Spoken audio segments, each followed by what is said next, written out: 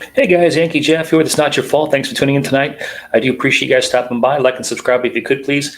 Going to do a book review this evening. This is a book I've read 3 times, and the book is called Tell Your Children the Truth About Mental Illness, Violence, and it's kind of groundbreaking. It's very controversial, and read this 3 times, and got some good stuff out of it. This is the actual author, an interview with the author, and he talks about the book and some of the things that he's had to face going into the foray of speaking out against marijuana. Of course, it's very popular right now in the country. And of course, I would caution you against getting on board with the whole marijuana train because you have to follow the money, and governments love to have all that tax revenue coming in. So they're promoting it pretty heavily. But you guys can make up your own mind. I'm not a proponent of either way. I'm just telling you, you should be aware of the dangers of marijuana.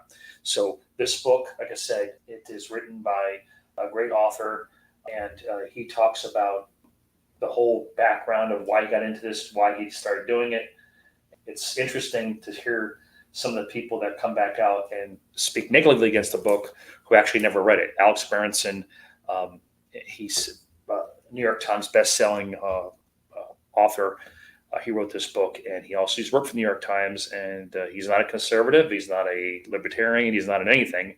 He doesn't talk about his political biases at all. He's not working for Big Pharma, that's for sure, but he's just going to talk about his book, and maybe you guys should be aware of it. Like I said, I highly recommend you get this book. You can buy the book on eBay for like $5 or $6 pre-owned. I've given out dozens of copies of this book, and I think it's very important we all learn about it. This recording is probably over an hour long.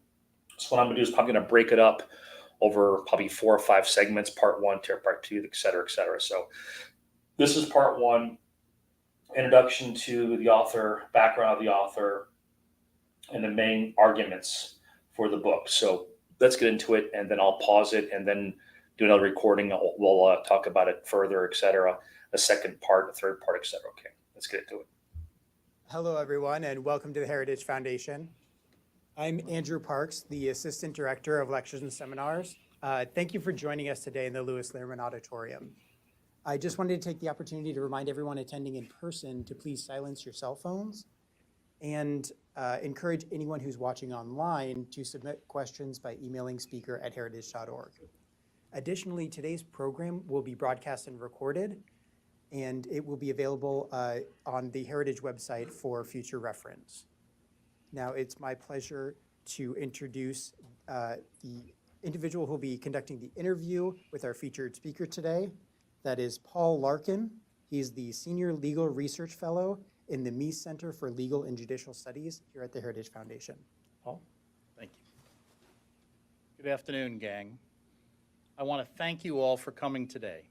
You have options in how you want to spend your time, and I'm sure our speaker today, appreciate your willingness to spend some of that time listening to what I know will be a very valuable presentation. For most of the 20th century, federal and state law prohibited the cultivation and distribution of marijuana. Sometimes that practice was even punished rather heavily.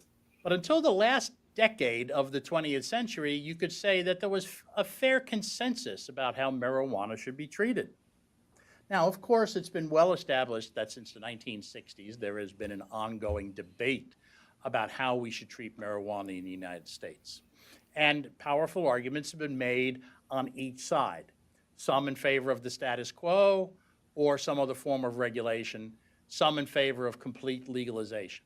Until late in the 20th century, no one had ever broken through the barrier that federal and state law had. But California did in 1996 by passing the Compassionate Use Act, which allowed for the use of marijuana when recommended by a physician for medical purposes. It wound up, however, being used for far more than that. We have seen the debate continue, not just since the 60s and not just 1996, but even in this Congress as to how marijuana should be treated. Today's speaker, Alex Berenson, has entered into that debate. Alex Berenson is a former New York Times reporter. He started work there in 1999 after graduating from Yale College. He covered the pharmaceutical industry, amongst other things, and did 2 tours as a correspondent in Iraq, which led him to write several fictional novels about spies that have brought him a great deal of professional and critical credit. But today he will talk about a non-fiction work of his. The title is Tell Your Children: The Truth About Marijuana, Mental Illness, and Violence. This is the book. It is on sale outside, and I urge you to get it and read it. In the book, he argues that there is a strong correlation between long-term use of marijuana and both mental illness and violence. He also maintains that we are not being told the truth about all of these problems. Now, not surprisingly, his position is a controversial one, particularly today, where you see a variety of different bills being introduced in state legislatures and in Congress to legalize marijuana. And it's also not surprising that politicians fib to us about the legislation they introduce. After all, we've been told the following in the past, quote, "There is light at the end of the tunnel," unquote. Quote, "I am not a crook," unquote. And quote, "If you like your health care plan, you can keep it."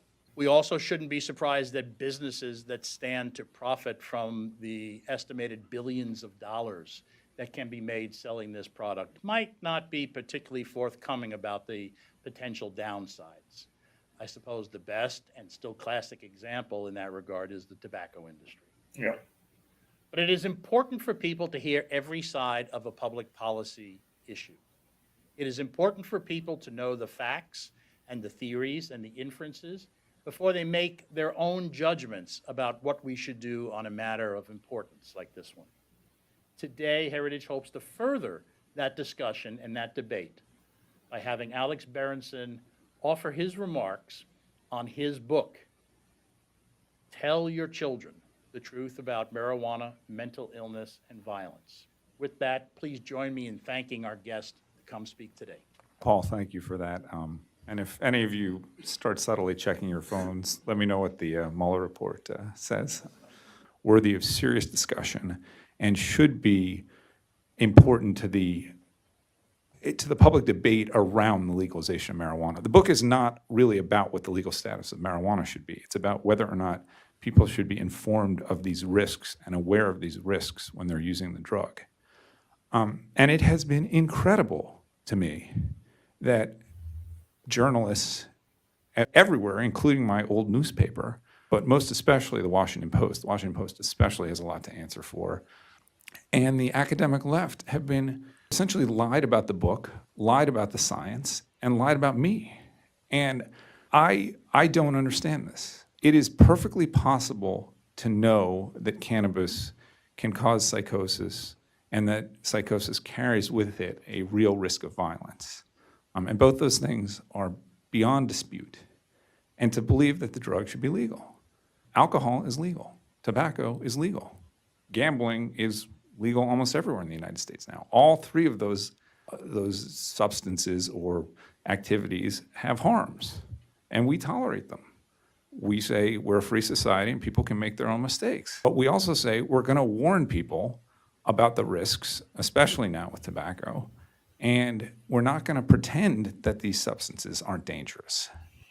That's one of the points he was trying to make earlier, and he'll bring this up again later on. I wanted to make sure to stop it right there and let you know, if you're old enough to remember, early on, cigarette advertisers talked about these amazing benefits of smoking cigarettes. It was calming. It was medicinal. It could help you. It lower this. It could cure that. It was like back in the late 1800s, every little piece of snake oil that they sold in bottles was just not my. It could be heroin in a bottle. Laudanum, I think was the name of it, and it was brought up as being a cure for everything. It could fix everything. It's the same with what the government did with us, and the cigarette manufacturers did with us for many years, because there was big money in cigarettes. They told us how it could help you do all these different. And now, of course, later on, as people started getting sick, that's when all of a sudden people stepped up and said, "Oh, maybe we should look at this and maybe give some more warnings in this stuff." Just don't be conned. That's all this guy's trying to say is, if they tell you that the sun is going to shine all over your face and it's going to be a wonderful thing, don't be surprised you end up with skin cancer. Okay, that's all they're trying to say. And with cannabis, we're in exactly the opposite position. We are promoting this drug. We in the media, because I still count myself as a member of the media, are promoting this drug for a bunch of medical uses for which there's almost no evidence that it works. While at the same time, hiding or lying about the real psychiatric risks, the real violence risks, the real driving risks, the real societal risks of widespread use of this drug. And somehow, my old colleagues have convinced themselves that this is a matter of social, encouraging the most vulnerable people in society to use a drug that is dangerous for them is a good idea. When for 50 years, people, but we're telling people we want to promote it in the most marginalized population. Now, I have been, told over and over again that I'm Harry Anslinger Jr. or that I'm some conservative crusader. Again, all I can tell people is go read what I wrote for the New York Times and tell me I'm a shill for Big Pharma or that I'm a conservative crusader. There's, nothing sacred but the truth, as the New York Observer used to say. And the book is as close to 100% accurate as I could make it. And there's very, very little I would change in it now after 3 months of scathing criticism. The only thing I would do is, and I do intend to do this for the paperback, is put in a bibliography so people can judge the science and the studies for themselves. But in the 3 months since it came out, there's only been more evidence of the health risks of cannabis. It's a very good study from King's College London about cannabis and psychosis. There's early data from a large federal study about parental use or mother's use of cannabis and children having psychotic symptoms. And that more and more of that data is going to come out because this study is going to go on for several years. There's data from Colorado about ER admissions spiking there since 2013. And there's data about cannabis use in teenage years and depression in young adulthood. All of that's come out just since January. And the evidence is going to continue to pile up because this is a dangerous drug. It's a recreational drug.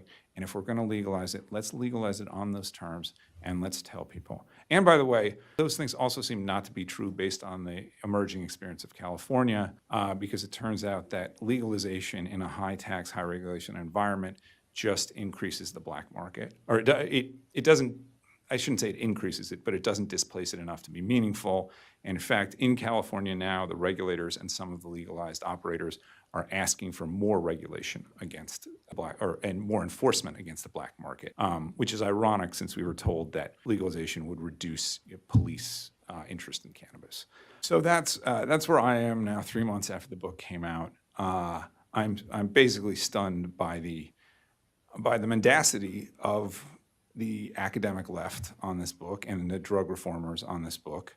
And I don't really know what to do because I'm a political independent. I worked for the New York Times for 10 years. I'm not particularly conservative, but I will keep talking to the people who want me to talk. And it turns out that there are a lot of conservatives out there who want to know the truth about this. And if the left wants me to talk, I'll talk to them too. I'll answer any question.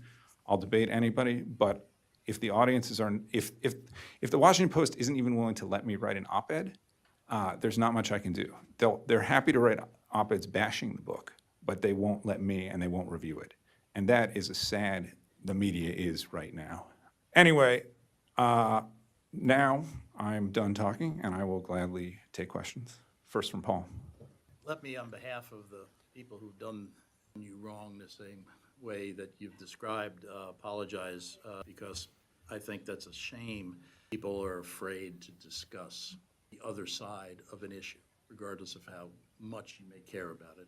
You can only learn by talking to and reading what people who disagree with you have to say. I find conservatives sometimes make that same mistake. Let me ask you, we have this universal recognition today that smoking cigarettes and drinking liquor can lead to numerous adverse health effects, including death. Yet marijuana is put in a different category, even when it's smoked. The advocates maintain that it has essentially no or few adverse effects, and the ones it has are minor. And it has, in fact, positive benefits. It can treat disease or alleviate some of the symptoms of it. Why is that? I remember thinking one time, we've been spending 50 years trying to talk people out of smoking.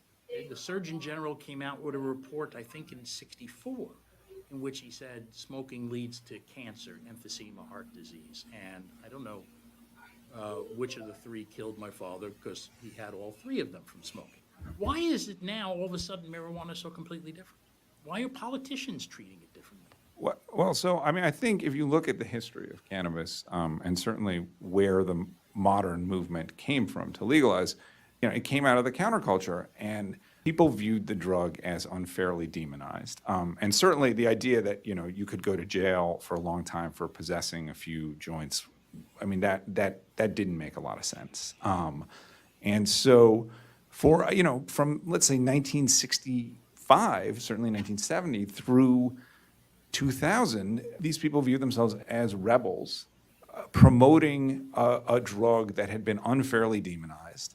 And if they had to shade the truth or, flat out lie about its benefits, they were going to do so. And by the way, cannabis was much weaker. So smoking a 1% THC joint and using 90% THC shatter are not the same thing. Not to say that you can't get high off weak cannabis if you really want to, and not to say that weak cannabis can't have psychiatric effects, because it can. But the new drug is not the same as the old drug. I think there's increasing evidence of that, not just because it has more THC, which, as I'm sure most, if not all of you know, is the psychoactive component in cannabis and the chemical also responsible for its psychiatric risks, but it's less CBD. And CBD is the drug that, or the chemical in cannabis that isn't psychoactive and seems to counteract some of those risks.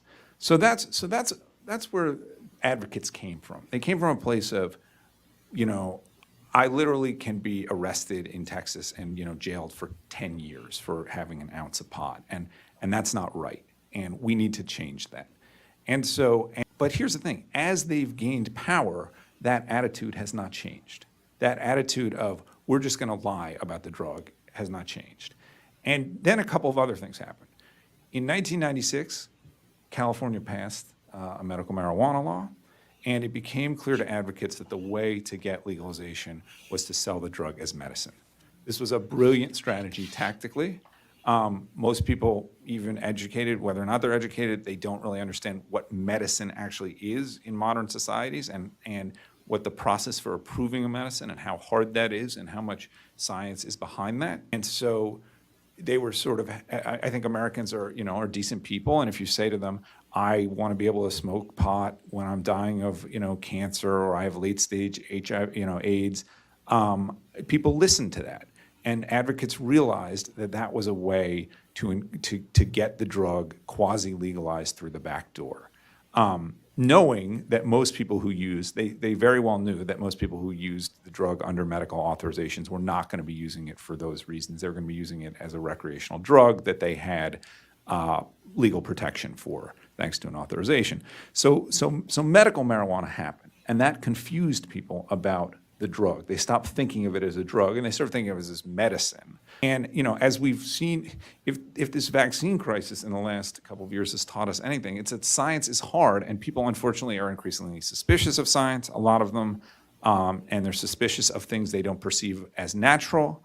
And so, people don't want to get their kids vaccinated, a growing number. And that's across the ideological spectrum. And you tell them marijuana is natural, marijuana is a plant. Honestly, if you've ever seen THC being extracted from marijuana, you'll start to wonder how natural it really is. But so we started from a place where a group of advocates were willing to mislead and sometimes lie about the harms of the drug. We started with a drug that was less harmful. We got medical marijuana. And then somehow in the 90s, advocates also started promoting marijuana legalization as a social and racial justice issue. And that gained real traction with the media. The media stopped viewing this as a health and science issue, stopped viewing this as an issue of should we legalize a third major intoxicant, a third major drug in the US, and started thinking of this as a legal issue, essentially, a racial and social justice issue. And once that happened, the media, and it's no secret, the center left, the elite media is center left, and maybe in the last few years has gone further left, in response to Donald Trump. and probably in response to changes in the Republican Party and Fox News. So the center, the center-left media has gone left, and marijuana has been sold as an issue, a progressive issue. And so the people who should have been considering this, the people who should have been pushing back on the people making these ridiculous claims about cannabis's health benefits and about its lack of psychiatric dangers, instead got on board the train. And so there has been nobody, basically, aside from a few people, Sam is a tiny group, and a few other, That smart approaches to marijuana. yes. A few other people out there pushing back. I say, and it's true, I should not have been able to write this book, okay? This book doesn't talk about much that wasn't in the public domain already. There's some original research in it, but not enough for a book. The reason I could write this book and the reason people are freaking out about the book is because it takes a bunch of stuff that really is incontrovertible scientifically and has been signed off on by some of the most august scientific bodies and researchers, not just in the US, but in the world, and presents it as if it's fact, because it is fact. And so the media hasn't done its job, and advocates have capitalized on that by pushing further and further, and so the public is, of course, confused. And by the way, I actually don't think politicians have not led this movement. The Democratic Party has not led this movement. They're leading it now, but they're doing that in response to the fact that 65% of the country, supposedly favors legalization. And even if you try to factor out who wants full legalization and who wants, medical legalization, you still get big numbers that politicians are going to pay attention to. But this has not been led by politicians. This is politicians following the public opinion, and the public opinion has been led by the media. This is a failure of the media, first and foremost. And I don't just say that because I'm a former reporter. I say it because you can trace the spread of the disease. You mentioned social and racial justice. Two of the arguments that are made against marijuana use today are the following. First, it was adopted in 1937, that is the federal law, the Marijuana Tax Act of 37, was adopted because of racist fears of Mexicans in the United States strung out on ganja. And regardless of what the intent of the Congress was when it adopted the law in 37, it has a racially disproportionate effect on blacks and other minorities in the United States today because of the enforcement of these laws. How do you respond to those arguments? So Harry Anslinger was racist. Okay, who's going to argue that? It's irrelevant. Carter Glass was racist, but that's irrelevant to Glass-Steagall. The science is what it is. Anslinger may not have, he died long before these studies came out, but the studies have come out and they've shown that he was correct. Cannabis causes psychosis, and psychosis causes violence.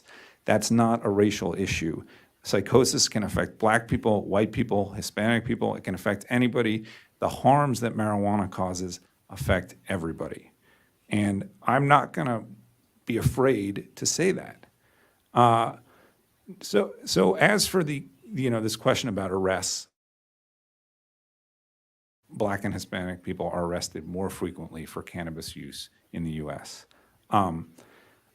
I don't think that's a good thing, and I don't favor arrests for marijuana possession and use. I think the drug should be decriminalized because effectively it already has been decriminalized. We might as well acknowledge that fact. It's important to remember, though, whether it's decriminalized or even fully legalized, there will still be arrests for marijuana possession and use. There are arrests in Colorado. There will be arrests for underage use. There will be arrests for use in public. There will be arrests for marijuana use. And if the Colorado data is any indication, they will continue to fall more heavily on blacks and Hispanics. We have racial and social disparities in this country, and whether marijuana is legal or not, we're going to have those disparities. And legalization is not the answer to those disparities, in my opinion, because it doesn't really change anything. Legalization just makes a legal. The real question about this is whether or not we want to encourage or discourage use, not what the legal status of the drug needs to be.